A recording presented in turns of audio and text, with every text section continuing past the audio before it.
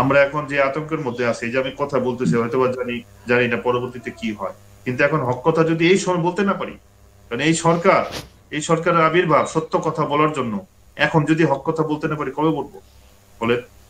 এই মৌলানা মামুনুল হক সাহেব আর জুনায়েদ আল হাবিব এই তবলিগ শেষ করলো, আমি বললাম আমাদের তবলিগ কোনো সমস্যা নেই, আলহামদুলিল্লাহ আমাদের মসজিদের কাম, আমাদের সাথে ইস্তেকামত আছে, ওনাদের তো মেহনত আগে থেকেই নাই। এবং মাওলানা জুবায়ের সাহেব সেদিন যে কথা বলছে, আমরা অস্তিত্ব হারানোর সম্মুখীন, অস্তিত্বের সম্মুখীন এখন, তো ওনারা তো অস্তিত্বের সম্মুখীন, এই কথা আমি সেদিনও বললাম। হযরত মাওলানা জুবায়ের সাহেব দামাত বরকাতুহুম উনি পুরা বাংলাদেশের মানুষকে ডাকলেন যে আমাদের ইজতেমার মাঠটা দখল করে রাখতে হবে, পুরা বাংলাদেশ থেকে 50,000 মানুষ আমাদের দরকার বা তার থেকেও বেশি। শেষ পর্যন্ত উনি কত হাজার মানুষ পেলেন ইজতেমার ময়দানে? প্রথম দিন 1400, তারপরের দিন 1500, এবং ফাইনালি যেটা আমরা জানতে পারলাম 4 থেকে 5,000 মানুষ উনি পেয়েছেন। আর যখন আমরা ডাকলাম তখন 1 লক্ষ থেকে 1.5 লক্ষ মানুষ এক রাতের মধ্যে হাজির হয়ে গেল। তাহলে তো ভিড়ের সাথে কাদের বেশি? এটা তো ওপেন, একদম পুরো বাংলাদেশের কাছে ওপেন, যেখানে জুবাইর সাহেব নিজে তো স্কিল করছেন যে আমাদের পিঠ থেকে গেছে, আমরা কি শব্দটা ছিল, আমাদের অস্তিত্বের লড়াই, আমাদের অস্তিত্বের লড়াই। জীবনেও মাওলানা জুবাইর সাহেব হয়তো বা এত অস্তিত্ব সংকটে উনি পড়েন নাই। ওনার কথা হচ্ছে আমাদের অস্তিত্বের লড়াই, পুরো বাংলাদেশ থেকে আমাদের সবার আসতে হবে, আমাদের মাঠ ভরে রাখতে হবে। উনি 5000 মানুষ পেয়েছেন। আর আমাদের কোনো আলহামদুলিল্লাহ এত বাধা বিপত্তির পরে আমরা কোনো অস্তিত্বের ইয়ের মধ্যে আমরা আলহামদুলিল্লাহ এখনো পড়ি না, ইনশাল্লাহ কখনোই পড়বো না। আমাদের মুরব্বীরা যখন ডাকলেন আমাদের সাথীদের থেকে, তো 1 থেকে 1.5 লক্ষ সাথী হাজির হয়ে গেল এক রাতের মধ্যে। ভিজিবল একটা ডিফারেন্সেস একদম পুরো জনগণের সামনে, এটা পরিষ্কার। তো এটা কিভাবে বলতে পারেন যে বেশিরভাগ মানুষ ওনাদের সাথে আর কম ভাগ মানুষ আমাদের সাথে? টঙ্গীর অবস্থা তো আরো ভয়াবহ ছিল, হসপিটালের অবস্থা, যে আহত হয়েছে তাকে নিয়ে যে গেছে তাকেও তারা মারছে। এতটা নৃশংস, এতটা পাষাণ, এদের দিলের উপরে আল্লাহ মোহর লাগাই দিছে। এরা হক আর বুঝতেছে না এখন কোনটা হক কোনটা বাতিল। বাতিল বলছে সব বাতিল। মানুষ কাফেরের সাথে এরকম ব্যবহার করে না, ওনারা এক মুসলমান, এবং এই একটা মাত্র শব্দ কি এতাত করে। এতাত করা কি ইসলামে হারাম? এতাত করে দিতে বলছে, এতাত করো, আল্লাহর এতাত করো, রসুলের এতাত করো, আমিরের এতাত করো। তো সাথীদের দোষ কি? হুজুর সাল্লাল্লাহু আলাইহি সাল্লামের জীবদ্দশায় রাসূলুল্লাহ সাল্লাল্লাহু আলাইহি সাল্লাম কোন একটা জামাত পাঠিয়েছেন, অথচ তার আমির নির্বাচন করেন নাই, এরকম কোন দলিল আমি আপনার মাধ্যমে আমি সবার কাছে পেশ করছি, কেউ দেখাতে পারবে? এবং রাসূল সাল্লাল্লাহু আলাইহি সাল্লামের কথা হচ্ছে যে 3 জন কোন সফরে গেলে একজন যেন আমির হয়। আমরা 3 দিন জামাত থেকে শুরু করে 3 চিল্লা 1 বছরের জামাত পাঠাইলে এখানে একজন আমির নির্ধারণ করি। ওমর রাদিয়াল্লাহু তাআলা আনহু যেটা বিখ্যাত উক্তি, লা ইসলাম ইল্লা বিল জামা ওয়ালা জামা ইল্লা বিল ইমারা ওয়ালা ইমারা ইল্লা বিত্তাআ। ইসলাম কায়েমই হইতে পারে না জামাত ছাড়া, জামাত হইতেই পারে না আমির ছাড়া, আমির হইতেই পারে না ইতাআত ছাড়া। স্পষ্ট কথা। আপনি স্বর্ণ যুগের সময়গুলি যদি দেখেন, সিস্টেম তো ইমারাত আকরাব ইলা সুন্নাহ, এটা আমার কথা না, এটা সারা বিশ্বের সমস্ত গ্রহণযোগ্য সমস্ত উলামায়ে কেরামের কথা। আমাদের এক সাথী সুমন ভাই, উনি আইসিইউতে ভর্তি, তো উনি আমাদের সাথী, অবস্থা খুব সিরিয়াস। ওই সাথীর আশেপাশে যেতে পারে না, কারণ ঢাকা মেডিকেল ওর আশেপাশে ঘুরতেছে। আজকে দেখেন, আজকের কথা বলেন, আজকের কথা আমি আপনাকে আজকের কথা বলি, কি পরিমাণ মজলুম আমরা দেখেন। আজকে যে মুফতি মুয়াজকে কোর্টে নেওয়া হইলো, কোর্ট থেকে যখন বের করা হইতেছে, বের করে পুলিশের গাড়িতে উঠাবে, দেখেন আশেপাশে 40-50 জন 100 জন লোক দাঁড়ায় আছে, সব ওদের লোক। আলেম আলেম আলেম হাতের মধ্যে প্লে কার্ড নিয়ে দাঁড়ায় আছে, কি খুনিদের ফাঁসি চাই। তা আপনি ফাঁসি দিয়ে দিবেন খুনি? ও খুন করছে, আপনি কিভাবে জানলেন? আপনারা কোনো কিছু হলে রাস্তায় নেমে যান, খুনিদের ফাঁসি চাই, পোস্টার ছাপান, বিক্ষোভ মিছিল, আন্দোলন। একটা সাথী যে মজলুম হইতেছে, শুনেন, মজলুমের দোয়া, মজলুমের বদদোয়া থেকে বাঁচিয়ে থাকিও, আল্লাহ নবীর কথা। মজলুমের বদদোয়া আর আল্লাহর আরশের মধ্যে কোনো পর্দা থাকে না। জালেমকে আল্লাহ তাআলা দুনিয়াতেও ছাড়েন না। আর মজলুম সে যদি কাফেরও হয়, মজলুম যদি কাফেরও হয়, আল্লাহ তাআলা তার সাথ দেন। মনে রাখবেন, জুলুমের পক্ষে আমি কথা বলতে পারবো না, আমি জালেম হইতে পারবো না। হোসেন রাদিয়াল্লাহু তাআলা শুধু যদি মেনে নিতেন মুআবিয়ার ইয়াজিদের শুধু বায়াত, কি হইতো? কিন্তু না, জালিমের সঙ্গ দিতে পারেননি। জান চলে গেছে, কিন্তু জালিমের সঙ্গ দিতে পারেননি। ওনারা যেটা করতেছেন এটা ওপেন জুলুম, এটার সাথ আমরা দিতে পারবো না, আমি দিতে পারবো না। কি আছে আমার এখানে? গালি শোনা ছাড়া তো আর কিছুই নাই। আরে অন্ধকার বেশিক্ষণ থাকবে না, ইনশাআল্লাহ আলো চলে আসবে খুব শীঘ্রই। উম্মিদ রাখেন আল্লাহ পাকের সাহায্য অতি সন্নিকটে। আল্লাহ সব রাস্তা খুলে দিবে, আমাদের যত কিছু ছিল ইনশাআল্লাহ কেউ আটকাইতে পারবে না। এই কাম আল্লাহ। অনেকে মনে এই কাম আমি শেষ করে দিব। ওই তবলিগ বিরোধী যারা অনেক কমিটির মধ্যে আগে থেকে তবলিগ দেখতে পারে না, এখন একটা সুযোগ পাইছে জামাত বন্ধ করে দিবে, তালিম করা যাবে না, গাছ করা যাবে না, জামাত আসতে দিবে না মসজিদের মধ্যে। তো তবলিগ যে বিরোধী যারা তারা খুব খুশি, কিন্তু শোনেন জেনে রাখেন এই কামের মুহাফিজ আল্লাহ। আল্লাহ তাআলা এই কামকে ওইরকম হেফাজত করবে যেরকম কোরআনকে হেফাজত করবে। এই কাম নষ্ট হবে না, কাম কারো মহতাজ না, কাম আল্লাহ তাআলাই। এটা সবচেয়ে বড় জরুরি জিনিস। যদি মাওলানা জুবাইর সাহেব কাম থেকে চলে গেছে, তবলিগের কামের কোনো ক্ষতি হয় নাই। মাওলানা রবিউল হক সাহেব চলে গেছে, তবলিগের কামের কোনো ক্ষতি হয় নাই।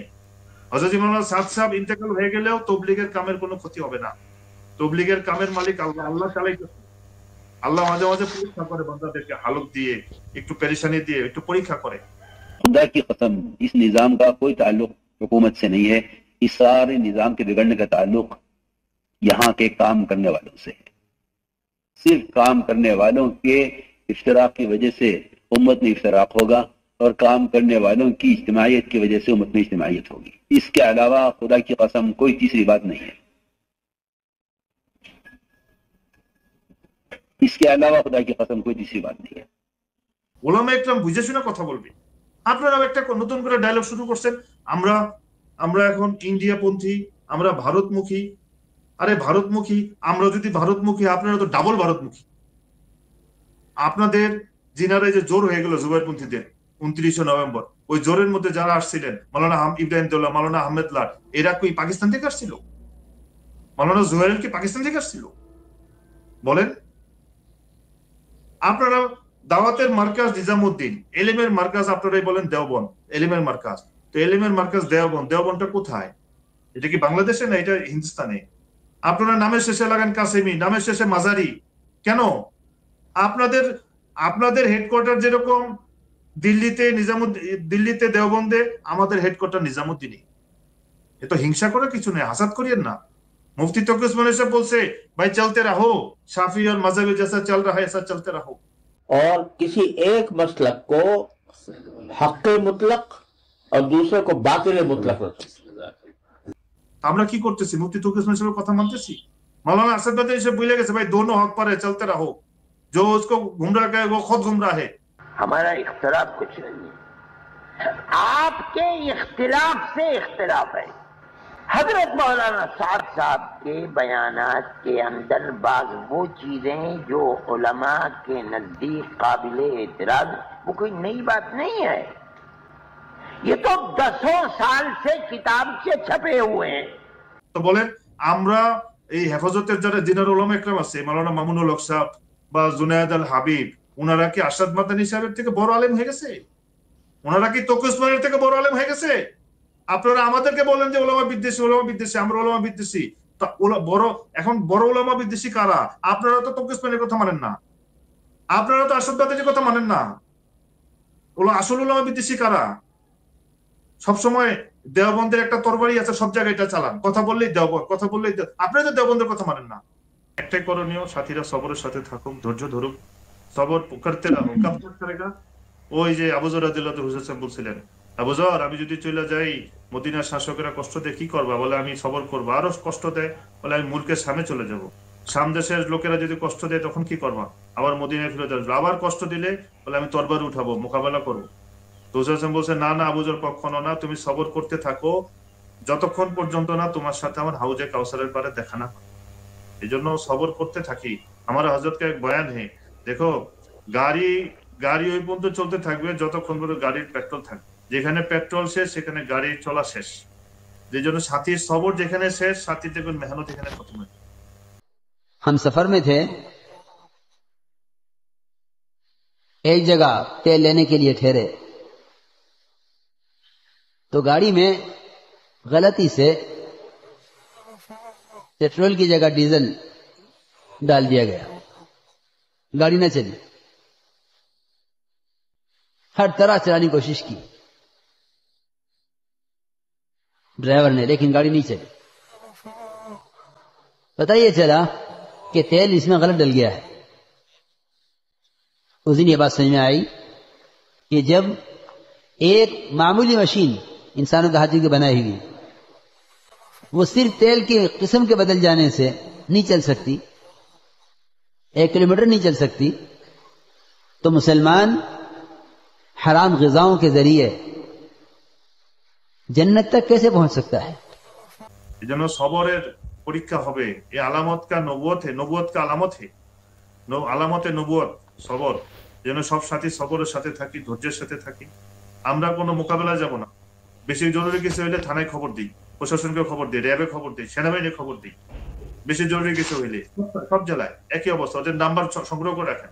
কোন মসজিদে যদি এটা বলে যে এখানে তাবলীগ করতে দেওয়া যাবে না, আপনারা ওলামাদের কাছে যান। যদি বলেন না, আপনারা প্রশাসনের কাছে যান। আপনারা কেন মসজিদে ঢুকতে দিবেন না?